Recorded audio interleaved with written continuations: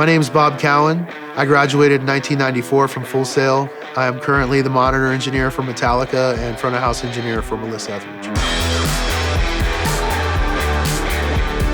When I was coming up in my first few years of touring, I looked at it as a learning experience, and it was an opportunity to learn from all the different engineers that I was working with.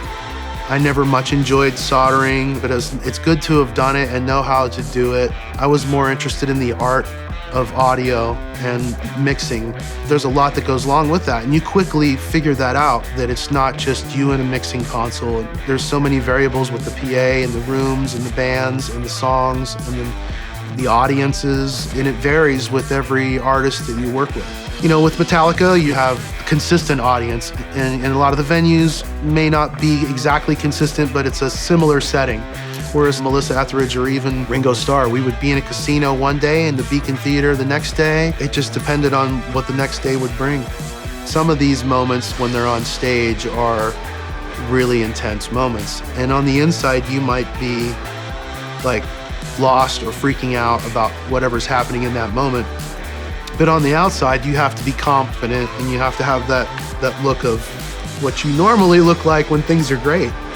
So we were in Los Angeles at the Greek Theater there, and we get to the end of the show, and we started to have technical problems where my console was basically slowly dying.